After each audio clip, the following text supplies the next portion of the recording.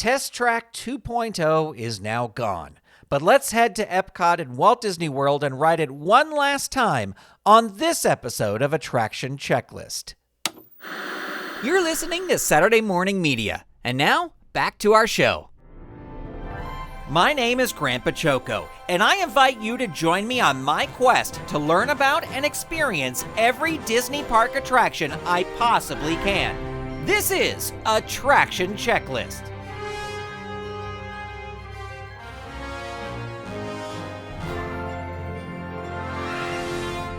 Welcome to Attraction Checklist. This episode, we visit Epcot in Walt Disney World to ride Test Track.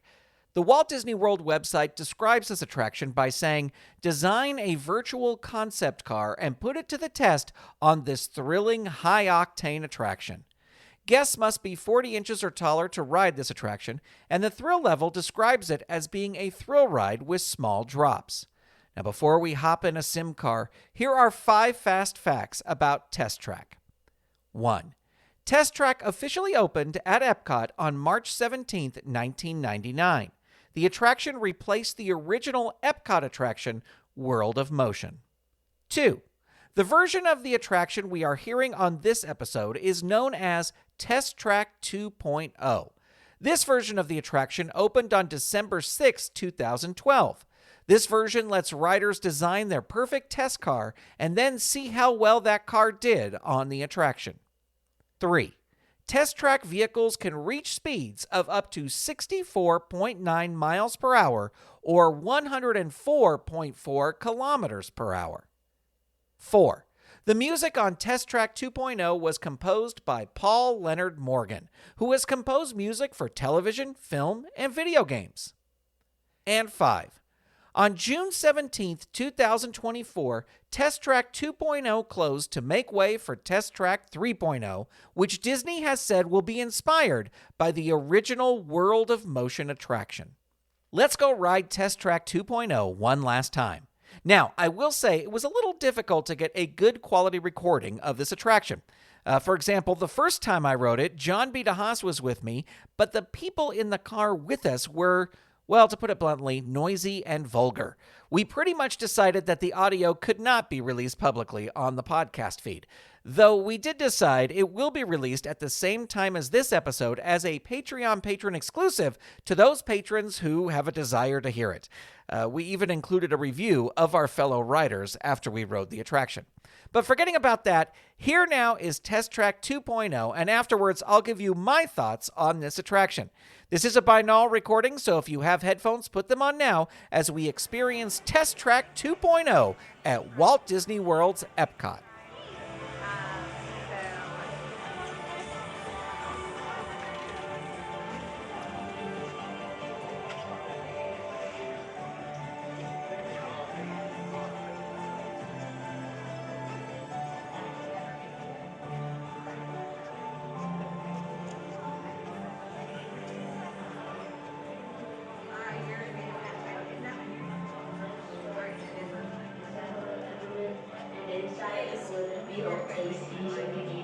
There's so much out there to explore and so much out there to learn from.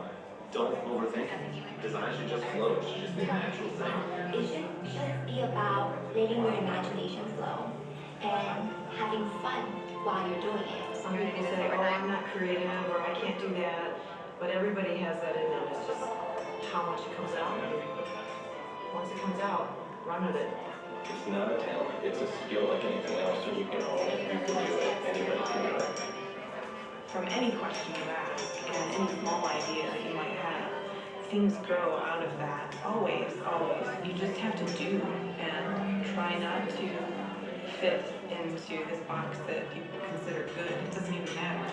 You do it because you enjoy it, and that's, I think, what makes you feel good. You have to feel good that you're just producing. You have to love what you do. And that's what makes great cars.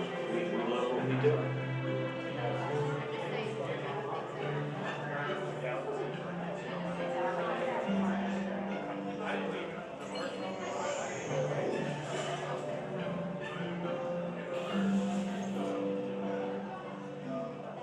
Everything you see and touch has to be drawn. I don't care if it's a chair, a light bulb, a car. Somebody has to draw it, someone has to detail it, it has to be engineered. Whenever you put a car together, you've got all these different surfaces. If you look at the body side or a hood, there's main slabs, there's secondary surfaces, there's fillets. There's different surfaces that all come together to represent that car. There's a lot of different parts of design. At first, it's the feeling of the pencil and the technical part of drawing a car in perspective, because that's a very big part of it. You can play with the shapes, the lines, and the surface and proportion to convey different feeling and different emotions in a car. I feel that cars evoke emotion, have a bit of organic quality to them, something that we can relate to, a humanistic bit about them, so they're not just a raw machine. The most rewarding part of it is starting to think about what you want the user experience to be and how you want them to feel when they're in a car and how you want them to interact with the car. The best design keeps coming from nature. Flowers are some of the most beautiful things. They have interconnecting petals and shapes that coexist, and they're beautiful in their own, but they're more beautiful as a whole. My dream car would be a vehicle that could take me anywhere, out in nature. I love being outdoors. I would have an all-terrain car. It wouldn't have to use fuel. It would just be charged by AA batteries. It wouldn't use any gas, and it would be like a self-drive, so like you could take a nap while it was driving, and you could just ask it where to go. It would be able to go really fast, and the top would be really open. It'll have a supercharged engine and play video games on autopilot. For me, a perfect car would have to have perfect wheels, good driver dynamics. It had to feel good. You have to be able to see what you're doing, feel the power, feel the road. I like more organic vehicles. That's why I love the 20s and 30s and 40s cars, because they had so much character and they were full, free-flowing forms that just cause you to have emotion about the vehicle. Every day when we come to work, we have obstacles, but every day is exciting. Attention vehicle designers. Tonight you will have the option if you want to design a vehicle or head straight to the attraction. Please let the next cast member know what you designed. Thank you and enjoy your test drive experience. When you get to a point where you think you've come to a level that was unattainable, it's just an opportunity to take it to the next level. It's just the challenge of trying to catch the next train. The people are what makes it happen. You get the right people in the right spots. Yeah.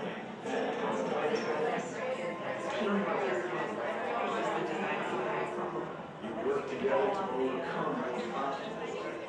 Sometimes when you look back at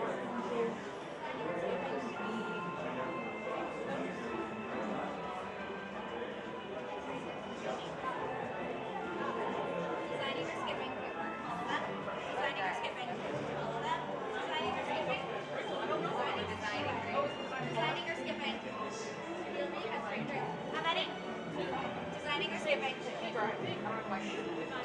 Studio A, pick a circle and share. Skipping. Studio B.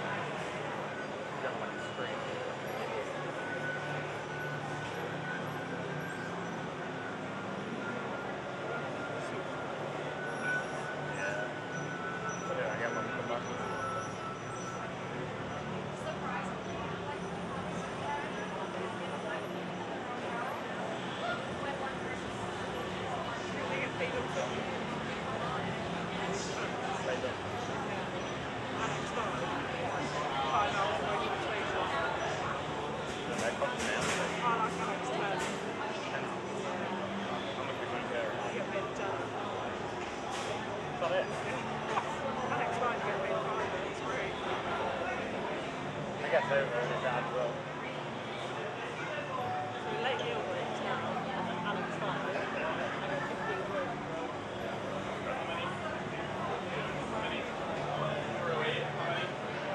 Seven, how many?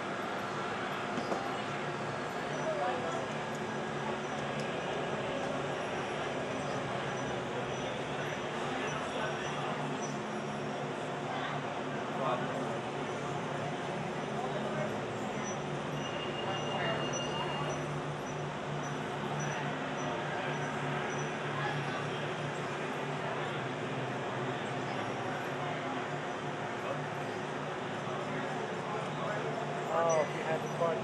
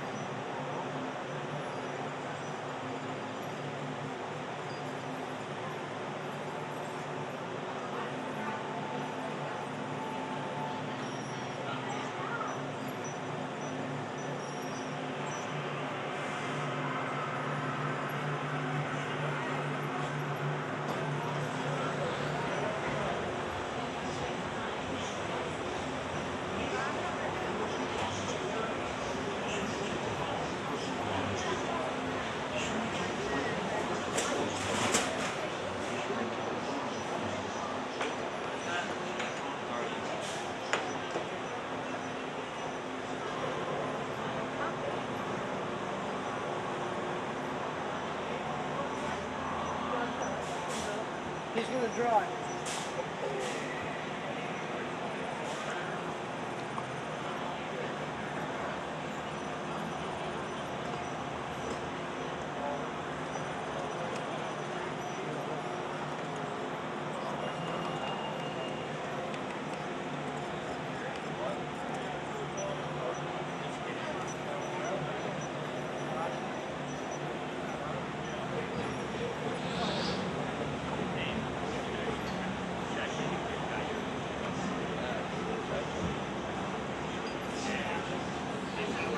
Hello. The seatbelt check is around the corner. For your safety, remain seated with your seatbelt fastened in your hands, arms, feet, and legs inside the vehicle at all times. And please supervise children. Thank you. La estación de control de cinturones de seguridad está a la vuelta de la esquina. Por su seguridad, mantenga sus manos, brazos, pies y piernas dentro del vehículo y cuida los niños.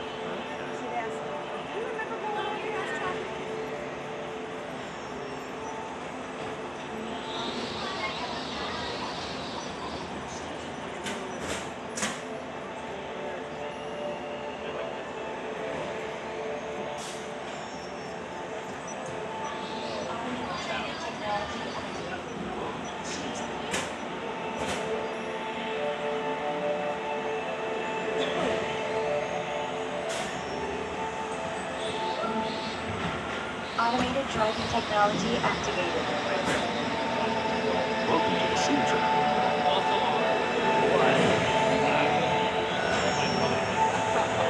Wait, where's my phone?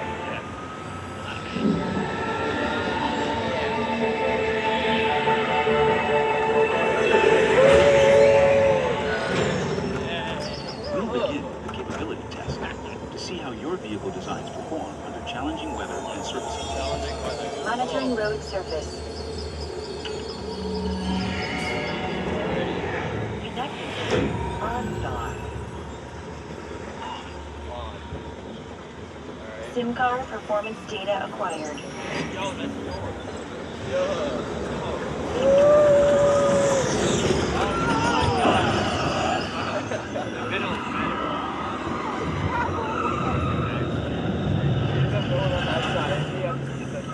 Let's see how your designs hold up now. Commencing SIM car off-road and extreme weather sequence.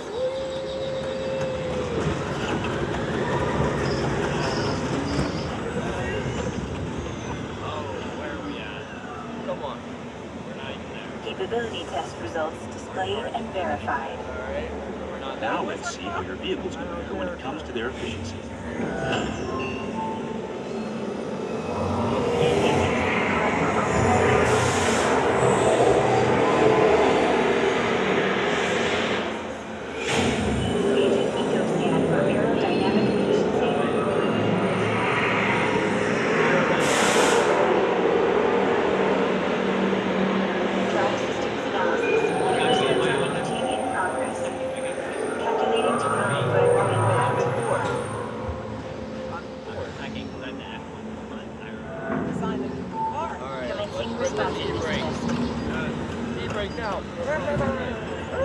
Okay, responsiveness data is now being synchronized.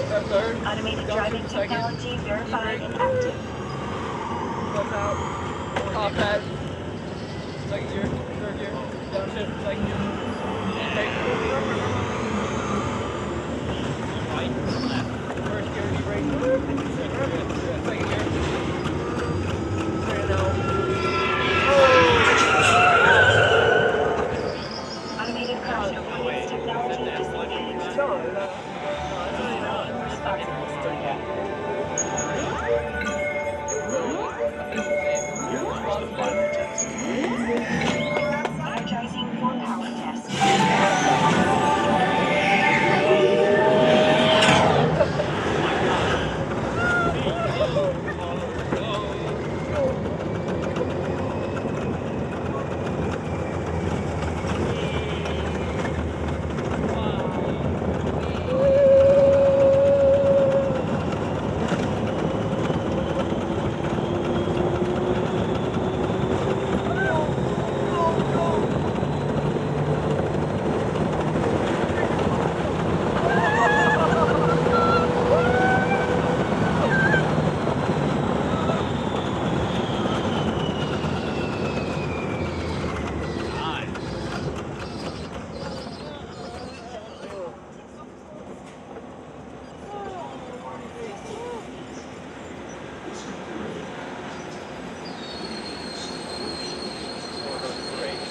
Displaying power test results. SimTrack performance testing complete. This concludes your performance testing. You'll be able to see how your Chevrolet custom concept vehicle designs compare with the sim car after you disembark. Please watch your step as you exit, and remember to take all your personal belongings with you. Be sure to check your final performance numbers before scoring it.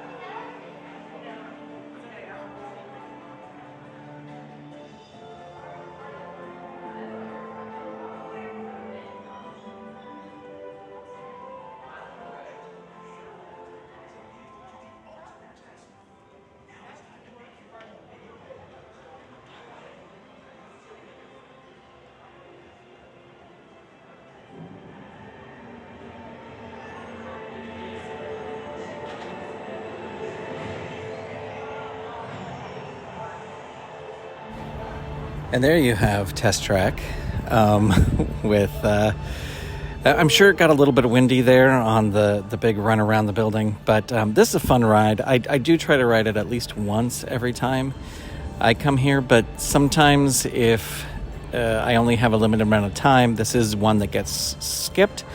And I'm looking forward to seeing what they do with this one. Because it needs a refresh. There's just so many rooms where, like, when they're testing the weather and they're testing the aerodynamics, where nothing is going on. And I just think it could be better.